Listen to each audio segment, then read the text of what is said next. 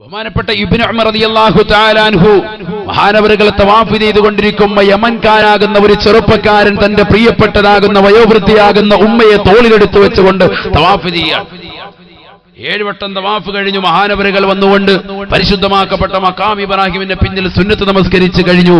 നമസ്കാരം കഴിഞ്ഞതിന് ശേഷം അങ്ങനെ ഇരുന്ന് ദുആ ചെയ്തുകൊണ്ടിരിക്കുമ്പോൾ ഈ മനുഷ്യൻ തവാഫെല്ലാം തീർന്നിട്ട് ബഹുമാനപ്പെട്ടവരുടെ തിരുസവിധത്തിൽ വന്നിട്ട് ചോദിക്കുകയാണ്, ഇന്നി ലഹാ ബഈറും മുദല്ലലൂ ഇന്നി ലഹാ ബഈറും മുദല്ലലൂ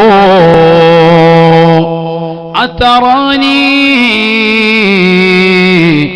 ജസൈതുഹാ. അല്ലയോ ഇബ്നു ഉമറേ, ഇബ്നു ഉമറേ റളിയല്ലാഹു അൻഹു, ഉമർ ഇബ്നുൽ ഖത്താബ് തങ്ങളുടെ പ്രിയപ്പെട്ട മകനായ അബ്ദുല്ലാഹി ഇബ്നു ഉമർ റളിയല്ലാഹു തആല അൻഹു തവാഫ് കഴിഞ്ഞിട്ട് തവാഫിന് ശേഷമുള്ളതാകുന്ന സുന്നത്ത് നമസ്കാരം മഖാം ഇബ്രാഹിമിന്റെ പിന്നിൽ നിന്നുകൊണ്ട് നമസ്കാരം കഴിഞ്ഞ് ദുആ ചെയ്തുകൊണ്ടിരിക്കുമ്പോ യമൻകാരനായ ആരോഗ്യമുള്ള ഒരു ചെറുപ്പക്കാരൻ തന്റെ പ്രിയപ്പെട്ട മാതാവിനെ എടുത്തു വെച്ചുകൊണ്ട് മാതാവിന് വേണ്ടി തവാഫ് ചെയ്തുകൊണ്ട് അദ്ദേഹത്തിന്റെ തിരുസവിധത്തിലേക്ക് വരികയാണ്. എന്നിട്ട് ഇബ്നു ഉമർ റളിയല്ലാഹു തആല അൻഹുവിനോട് ചോദിക്കുകയാണ്, ഇബ്നു ഉമറ, ഇബ്നു ഉമറേ, ഇബ്നു ഉമറേ ഇന്നി ലഹാ ബഈറും മുദല്ലലൂ, എന്റെ ഉമ്മയെ കണ്ടില്ലയോ, എന്നെ ഉമ്മയെ ദർശിച്ചില്ലയോ?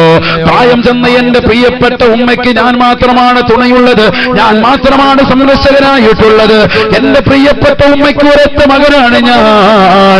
അങ്ങനെ യമൻ പ്രദേശത്ത് നിന്ന് സുഖമില്ലാത്ത എന്റെ പ്രിയപ്പെട്ട ഉമ്മയെ ഈ പരിശുദ്ധമാക്കപ്പെട്ട കഅബ ഞാൻ കാണിക്കാൻ കൊണ്ടുവരികയും ഈ കഅബ ഞാൻ കാണിക്കുകയും ഉംറ ചെയ്യണമെന്ന് പറഞ്ഞ എന്റെ പ്രിയപ്പെട്ട ഉമ്മയ്ക്ക് സുഖമില്ലാത്ത എന്റെ ഉമ്മയെ തോളിലിരുത്തിക്കൊണ്ട് തവാഫ് ചെയ്യുകയും ചെയ്തതാകുന്ന ഞാൻ ഇന്നി ലഹാ ബഈറും മുദല്ലലൂ,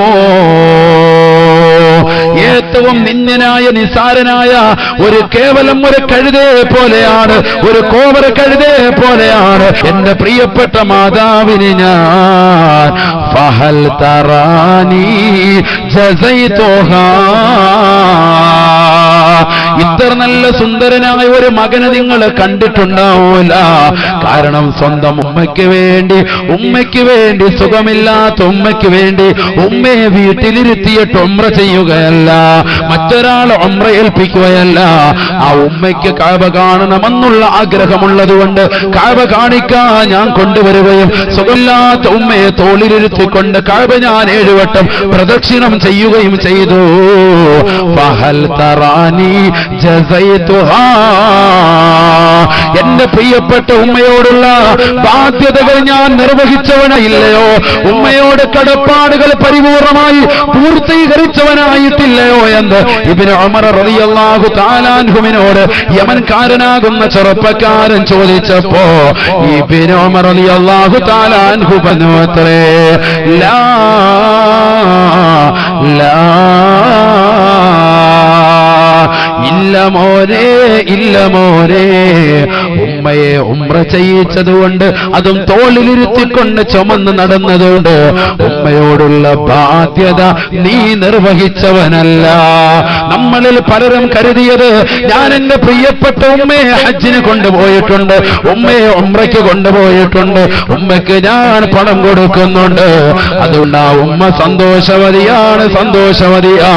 പൊന്നുമോനെ, ഒരിക്കലുമല്ല. ആ ഉമ്മയോടുള്ള ബാധ്യത നീ നിർവഹിച്ചിട്ടില്ല.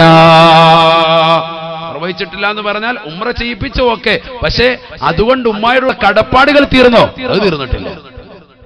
കടപ്പാടുകൾ ഇനിയും കിടക്കാണ്, ബാധ്യതകൾ ഇനിയും കിടക്കാണ്. വാപ്പായെ ഹജ്ജ് ചെയ്യിച്ചു, വാപ്പായെ ഉംറ ചെയ്യിപ്പിച്ചു, വാപ്പാടുള്ള ബാധ്യതകൾ കടപ്പാടുകൾ അതോടുകൂടി തീർന്നോ? ഹക്ക് തീർന്നോ? ഇല്ല, ഒരിക്കലും തീർന്നിട്ടില്ല. അതിനിയും കിടക്കാണ്, ഇനിയുണ്ട്. അല്ലാഹു മനസ്സിലാക്കാൻ തൗഫീഖ് തരട്ടെ. 10 മക്കളുണ്ടൊരു വീട്ടിൽ. ആ 10 മക്കളുള്ളതാകുന്ന വീട്ടിൽ ഇളയവനാണ് കുടുംബമുള്ളത്. അത് പറഞ്ഞുകൊണ്ട് മൂത്തവരാകുന്ന ആളുകളൊക്കെ തന്റെ പ്രിയപ്പെട്ട മാതാപിതാക്കളെ മറക്കുന്ന കാലഘട്ടം. അല്ലാഹു കാത്തിരക്ഷിക്കട്ടെ. കാരണം എന്താ ചോദിക്കുമ്പോ പറയാ, ഉസ്താദ് എന്ത് ചെയ്യാനാ, നമുക്ക് കുടുംബം ഇല്ല. കുടുംബം അവനല്ലേ ഉള്ളത്, അപ്പൊ അവൻ നോക്കട്ടെ. കുടുംബം അവനല്ലേ എല്ലാ സ്വത്തുമുള്ള. ഞങ്ങളൊക്കെ ഒന്നുമില്ല, ഞങ്ങളൊക്കെ സ്വന്തമായിട്ടുണ്ടാക്കി അധ്വാനിച്ചിട്ട് ഞങ്ങൾക്ക് മാറി. ഇനിയിപ്പോ ഞങ്ങൾക്ക് ഞങ്ങളുടെ മക്കളായി കുടുംബങ്ങളായി ഞങ്ങൾ ഇനി വേറെ രീതിക്കാണ് പോകുന്നത്. അതുകൊണ്ട് ഇനി മാതാപിതാക്കളെ നോക്കാൻ ഞങ്ങൾക്ക് പറ്റൂല, ഞങ്ങൾക്ക് സമയമില്ല, ഞങ്ങളത് ചെയ്യാൻ ഞങ്ങൾ തുനിയുന്നില്ല. ഇളയവൻ നോക്കട്ടെ, അവൻ ഹോസ്പിറ്റലിൽ കൊണ്ടുപോവുക, അവൻ എന്റെ കാര്യങ്ങളൊക്കെ നോക്കട്ടെ. അതൊരിക്കലും ഒരു മുഅ്മിൻ പറയാൻ പാടില്ല. അള്ളാഹു കാത്തിരക്ഷിക്കട്ടെ. കാരണം ഇളയവനെ മാത്രമല്ല ഈ മാതാപിതാക്കള് നോക്കിയിട്ടുള്ളത്, മാതാവ് പ്രസവിച്ചത് നിന്നെയും കൂടിയാണ്, നിന്റെയും കൂടി വാപ്പയാണ്, നിന്റെയും കൂടി ഉമ്മയാണ്. അള്ളാഹു മനസ്സിലാക്കാൻ തൗഫീഖ് തരട്ടെ, ബോധം നൽകി അള്ളാഹു അനുഗ്രഹിക്കട്ടെ. മാതാപിതാക്കളെ ഒരിക്കലും നമ്മൾ വെറുപ്പിക്കാൻ പാടില്ല, ഒരിക്കലും വെറുപ്പിക്കാൻ പാടില്ല. നിങ്ങൾക്കറിയോ, പരിശുദ്ധ തിരുനബി മുഹമ്മദ് മുസ്തഫ സല്ലല്ലാഹു അലൈഹി വസല്ലമ തങ്ങളുടെ അടുക്കലേക്ക് മുആവിയത്ത് ബിൻ ജാബിർ റളിയല്ലാഹു തആല അൻഹു കടന്നു ചെന്നുകൊണ്ട് നബിയോട് ചോദിച്ചു, നബിയെ, ഞാൻ ഉദ്ദേശിക്കുന്നു അവിടുത്തോടൊപ്പം ഇന്നി ഉരീദുൽ ജിഹാദ മഅക യാ റസൂലല്ലാഹ്, അവിടുത്തോടൊപ്പം ജിഹാദിന് വരാൻ, യുദ്ധത്തിൽ വരാൻ ഞാൻ ലക്ഷ്യം വെക്കുന്നു. പ്രവാചകർ ചോദിച്ചു, അഹയ്യുൻ വാലിദതുക, നിന്റെ മാതാവ് ജീവിച്ചിരിപ്പുണ്ടോ? യാ റസൂലുള്ളാഹി.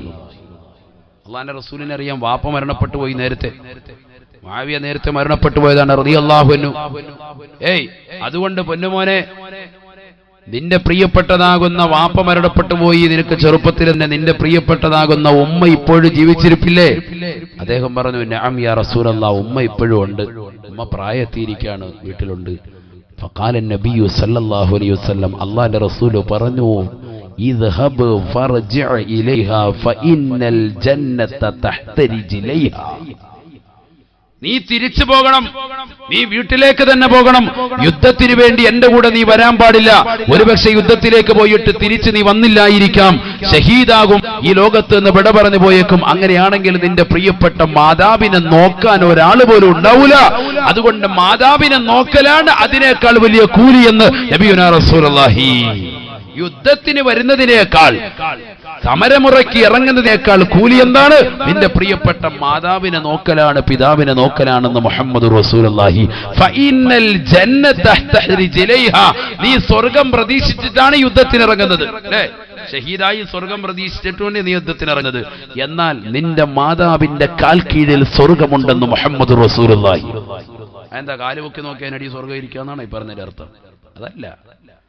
അതല്ല, മാതാപിതാക്കൾക്ക് ഖിദ്മത്തെടുക്കുക, അവരോട് വിനയാന്യതനായി നീ നിലകൊള്ളുക, അവർ പറയുന്ന കാര്യങ്ങൾ പരിപൂർണമായി അനുസരിക്കുക, അവരെ സംതൃപ്തപ്പെടുത്തുക. അല്ലാഹു തൗഫീഖ് നൽകട്ടെ, അല്ലാഹു തൗഫീഖ് തരട്ടെ. 11 ആളുകൾക്ക് ദുആഇന് ഇജാബത്തുണ്ടെന്ന് നബിയുനാ റസൂലുള്ളാഹി സ്വല്ലല്ലാഹു അലൈഹി വസല്ലം. അത് പെട്ടെന്നാണ് മാതാപിതാക്കളെ ഖിദ്മത്തെടുത്തുകൊണ്ട് കഴിയുന്നതാകുന്ന മക്കളുടെ പ്രാർത്ഥനയ്ക്ക് ഉത്തരമുണ്ട് എന്ന് മുഹമ്മദ് റസൂലുള്ളാഹി. എന്താണ് ഈ പറഞ്ഞത്?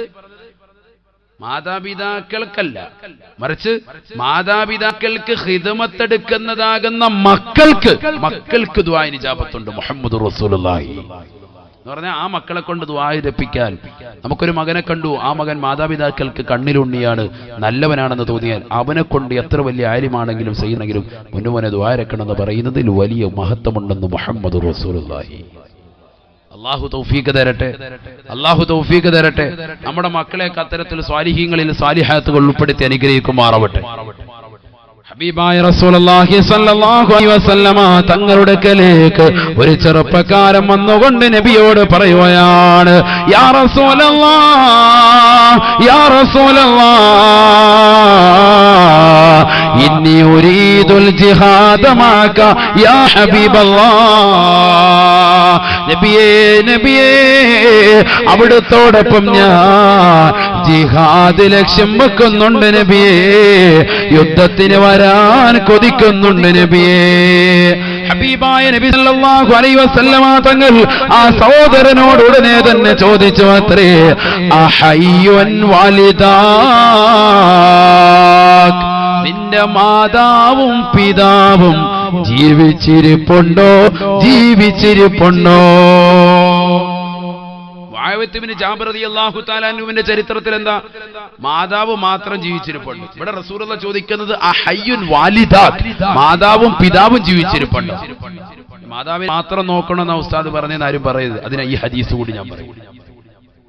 ഹബീബായ റസൂലുള്ളാഹി സ്വല്ലല്ലാഹു അലൈഹി വസല്ലമ തങ്ങൾ ആ സഹോദരനോട് ചോദിച്ചു അത്രേ, അഹയ്യുൻ വാലിദാക്, നിന്റെ മാതാപിതാക്കൾ ജീവിച്ചിരിപ്പുണ്ടോ? ഫഖാല റജുലു, ആ സഹോദരനുടനെ പറഞ്ഞു അത്രേ, നഅം യാ റസൂലല്ലാഹ്, നബിയേ നബിയേ, എന്റെ മാതാവും പിതാവും ജീവിച്ചിരിപ്പുണ്ട് നബിയേ.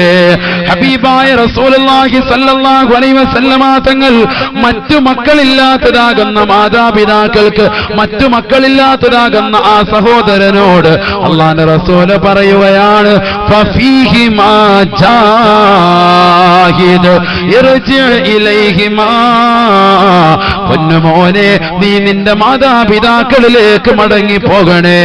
പരിശുദ്ധമാക്കപ്പെട്ട ഉഹദിന്റെ രണാങ്കളത്തിലേക്ക് ഇറങ്ങാൻ വേണ്ടി ആളുകളെ തെരഞ്ഞെടുത്തുകൊണ്ടിരിക്കുകയാണ്, സെലക്ട് ചെയ്തുകൊണ്ടിരിക്കുമ്പോഴാ ഈ അനുയായി വന്നുകൊണ്ട് പറയുന്നത്, നബിയേ ഞാനും അവിടുത്തോടൊപ്പം യുദ്ധത്തിന് വരാൻ കൊതിക്കുന്നുണ്ട് നബിയേ, യുദ്ധത്തിന് വരാൻ കൊതിക്കുന്നുണ്ട് നബിയേ. ഹബീബായ നബി തങ്ങൾ ചോദിച്ചു, മാതാപിതാക്കൾ ജീവിച്ചിരിപ്പുണ്ടോ?